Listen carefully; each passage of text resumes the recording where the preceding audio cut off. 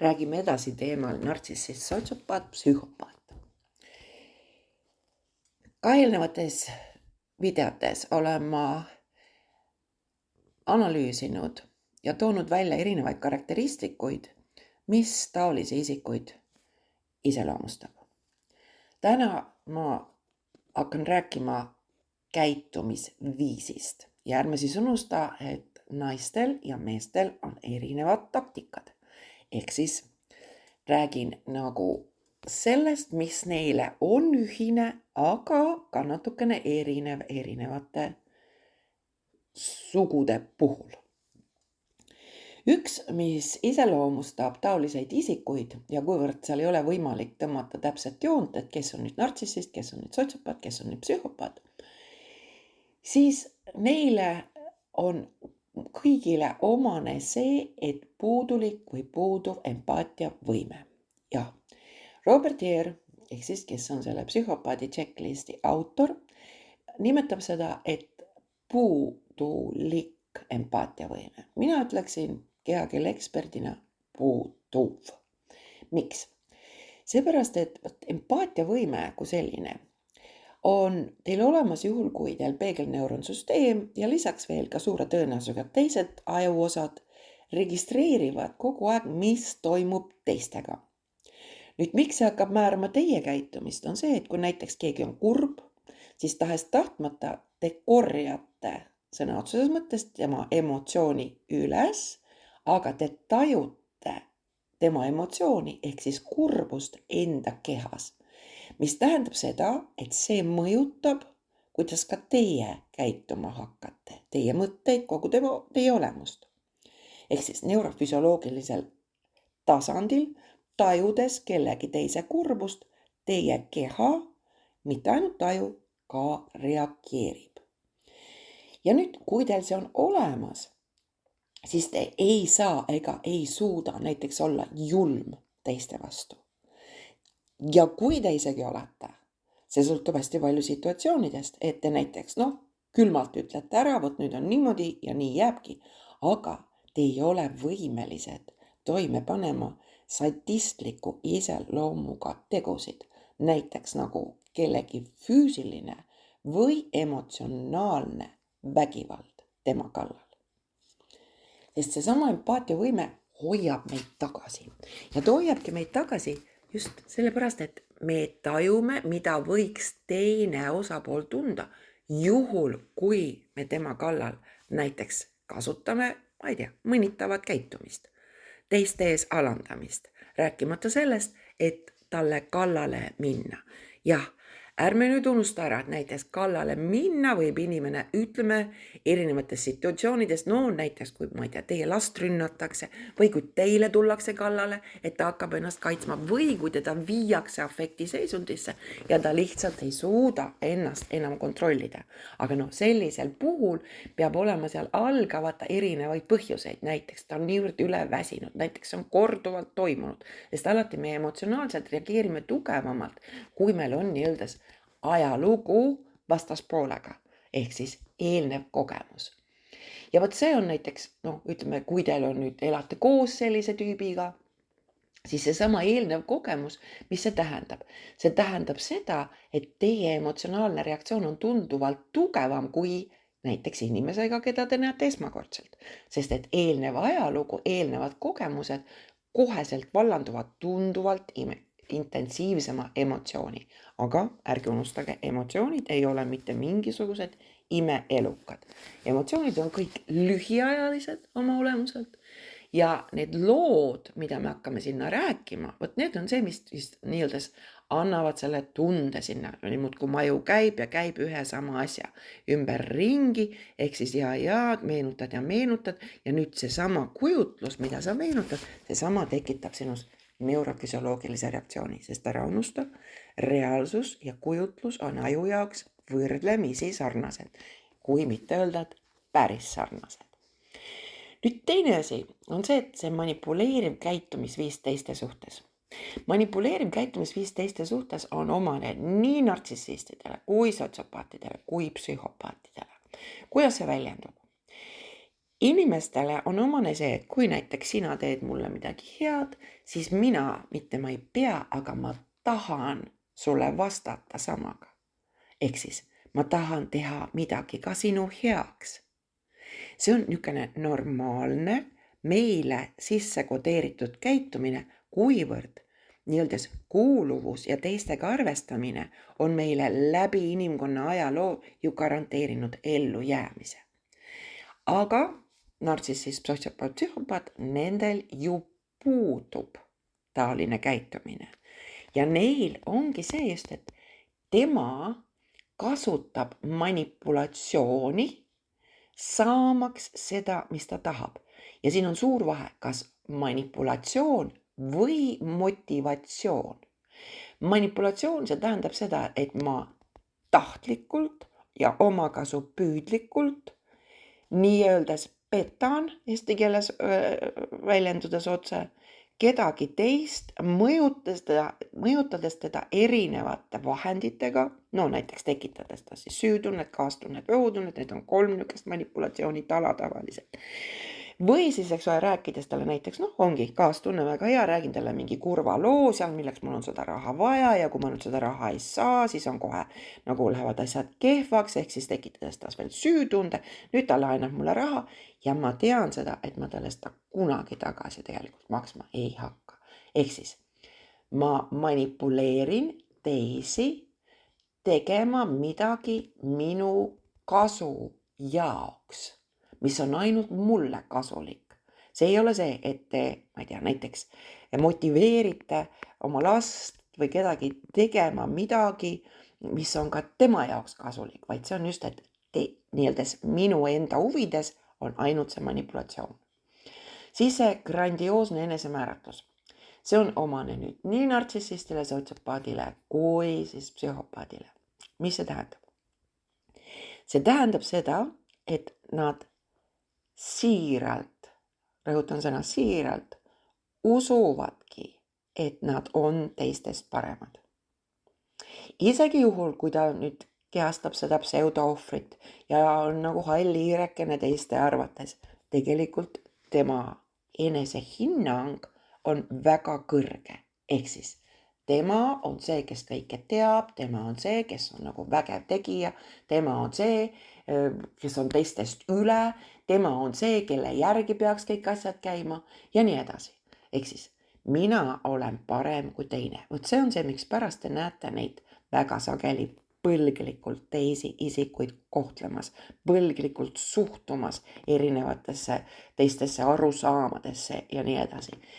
Ja vot seal ongi see sama moment, näiteks see sama Adrian Rein ütleb, et seda tekitab siis 5 ajuosa, mis neil funktsioneerivad teisiti. Aga siin me ei tohi ka unustada seda, et meile kõigile inimestena on omane kahtlemine. Kahtlemine on täiesti normaalne, nii et kui te endas kahtlete, on kõik okei. Aga kui te olete absoluutselt kindel ja pidevalt kõiges kindel, see ei ole nüüd see, et kui ma oskan lusikat suhu panna, et siis ma võin olla kindel, et ma saan lusika suhu. See ei ole see, vaid see on just see, eks ole, et ma ei tea, kas ma õnnestun või ei õnnestu. Ma ei tea, kas mul tuleb välja või ei tule välja, sest et ma saan aru, et minu tegevust mõjutavad ka väga erinevad teised faktorid. Aga nende puhul on just see, et mina ja ainult mina olen see, kes kontrollib kõike. Ja võt sealt samas all jälle samas on nendel ebakindlus. See on see, miks pärast nad pidevalt kontrollivad kõiki ja üritavad nii-öeldes kõiki oma reeglite järgi teha. Ma teinekord naljatamisi olen mõelnud, et nemad vist ongi need, kes teevad kõiki reeglistikke igal pool, aga kahjuks ainult reeglitest ei piisa, et nagu saavutada seda tulemust, sest teil võivad olla parimad reeglid, parimad lepingud, aga kui puudub vastaspooles soov neid reegleid täita, siis alati leidub nagu auke ja kuidas seda mitte teha. Aga seal on jah, et nad üritavad igatipidi kontrollida ja see on ka sellepärast nagu põhjuseks, miks nad püüdavad väga sageli just nimelt kas siis võimu või siis materiaalse kontrolli suunas. Rääkimata muidugi, et ütleme ka füüsiline kontroll on, aga füüsiline kontroll on suhteliselt lühiajaline. Ehk siis tunduvalt pikemaajalisem on alati, eks ole, seesama, et kas mul on siis võim teiste üle, näiteks mingil positsioonil olen, või siis materiaalne võim, eks ole, ehk siis nad sõltuvad minust materiaalselt, nende ellujäämine. Ja see grandioossus, see paistab neil igal sammul silma. Tema peab olema number 1 igas seltskonnas, tema teab alati kõige paremini kõiki asju.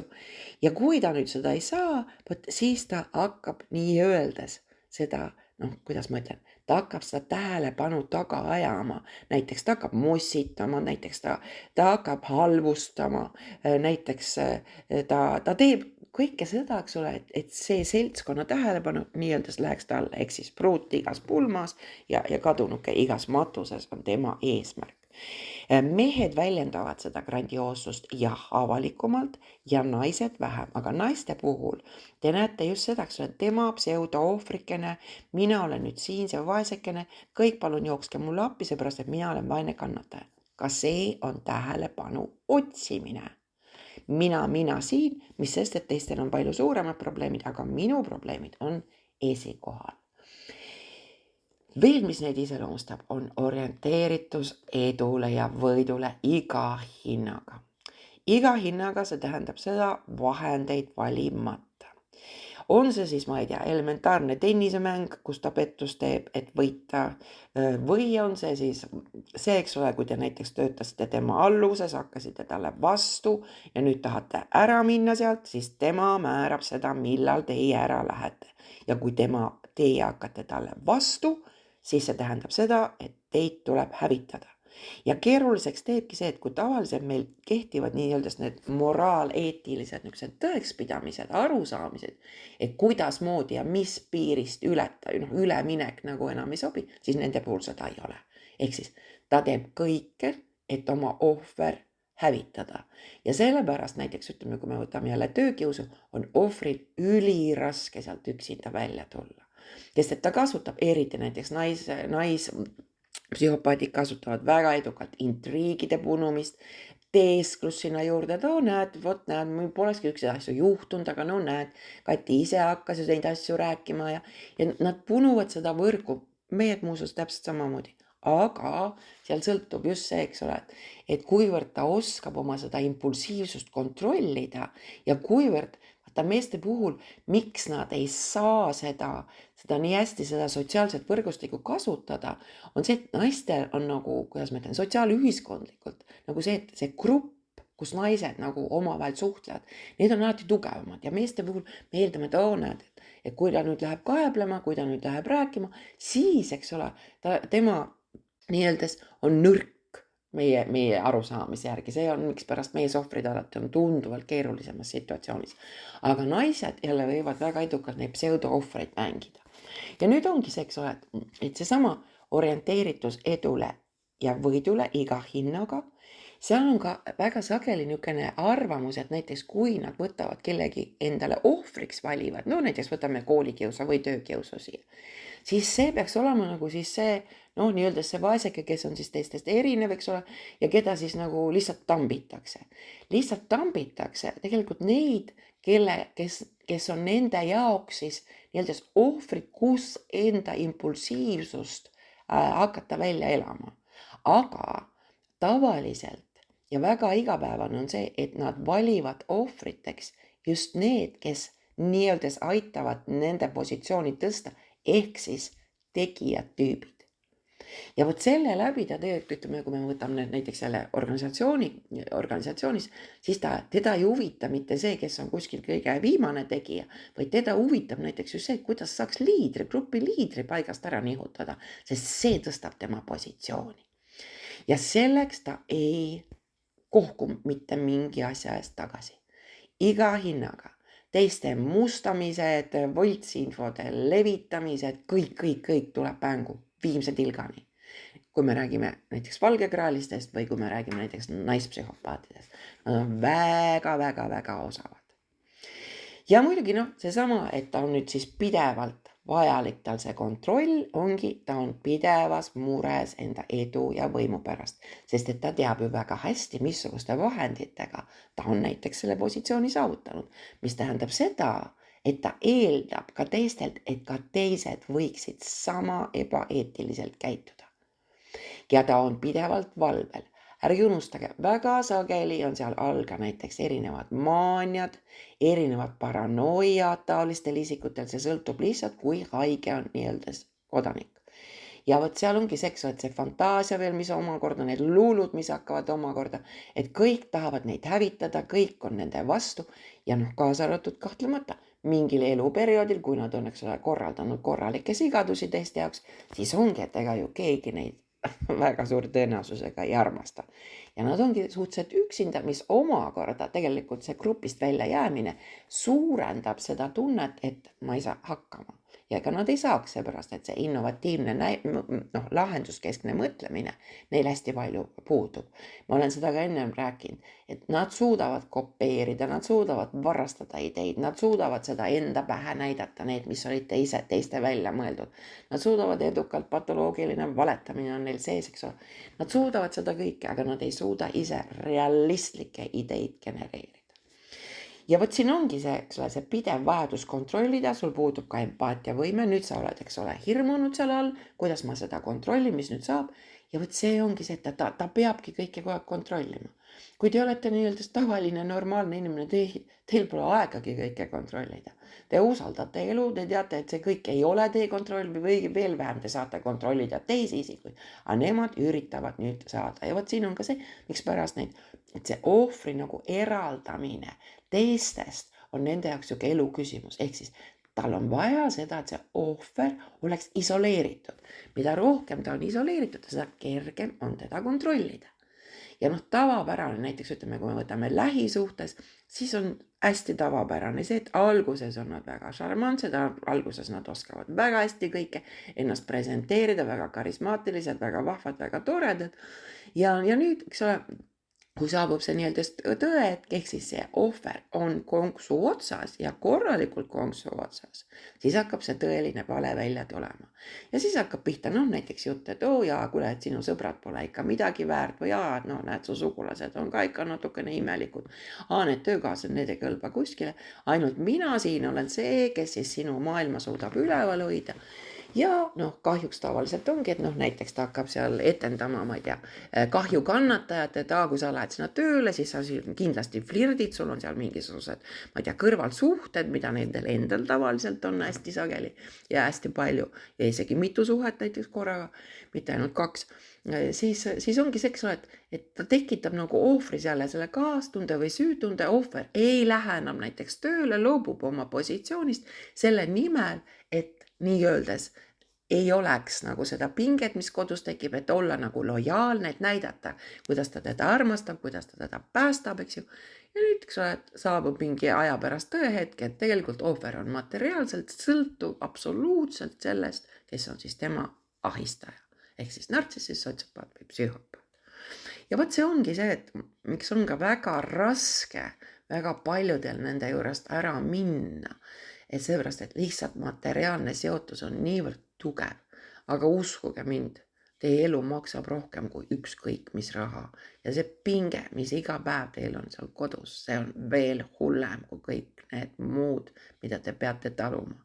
Ja kunagi ei ole olukordi olemas, mis on lahendamatud. Nii et tasub mõelda hästi, võtta rahulikult aega ja mõelda. Teie teda päästa nagunii ei saa. Aga te saate ise ennast aidata ja seeläbi tegelikult ka väga paljusid teiega koos olevaid inimesi, välja arvatud seda nartsissisti, sotsiopaati, psühhopaati. Aga muidugi on ka juhuseid, kus inimesed lihtsalt elavad nende jaoks ja on täitsa rahul sellega. Ega ka see ei ole vale, ehk siis ei ole olemas õigeid ega valesid variante. On olemas lihtsalt see, et me elame. Elu ongi see, et me elame, toimuvad sündmused, lihtsalt meil on endal alati mõistlik mõelda ja ka õigus otsustada, missugust elu me enda jaoks valime. Ja sellega me saame tegelikult igapäevaselt kõik ise väga palju ennast aidata. Nüüd nendest käitumisjoontest ma hakkan rääkima ka edaspidistes videotes, ja põhjalikult sisse minema. Aga ma toon praegu siia sisse ka sellise teabe, et kuna teema, sotsiopaat, nartsissist, psühhopaat on olnud nagu mu kanalis väga-väga populaarne. Väga paljud inimesed on kirjutanud, osad on juba meil kursusel käinud. Siis väljatulek taolise isikuga nagu koos elust või koos töötamisest või rääkimata sellest, kui te olete nende lapseks sattunud, ei ole nagu kuidas ma teen, nii lihtne, et nüüd kuulad ühe loengu ära ja ongi kõik. See tahab saada aega, sest et aju tahab see aega. Nii nagu teis on tekitatud see situatsioon, et te sattusite ja te olete väga tore inimene, olete sattunud niisugusesse võrgu. Võt see on nagu asjas üks pool, aga nüüd samamoodi, see on võtnud ju ka aega. Aga nüüd välja tuleks, ärge nüüd mõelge, et see peab olema nii pikk, kes on seal, ma ei tea, 20 aastat taolise isikuga koos elanud. Aga see tahab saada nagu aega, et see ei käi nagu ühe nädalaga mupsust või ühe loenguga mupsust. Ja sellepärast ma tegin nagu YouTube'is on võimalik teha seda tasulist kanali osa ja mõte ongi selles, et ma hakkan sinna panema ülesse siis videosid sellest, kuidas välja tulla taolisest isikust, nii-öelda, kui te olete sattunud ohvri rolli.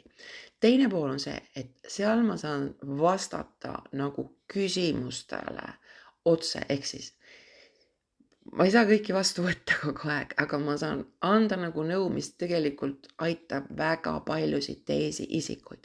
Lisaks, kui te näete, et grupis on teisi inimesi, kes on samasugusesse rolli sattunud, siis uskuge, te kindlasti ei ole ainukene. Seal on neid palju.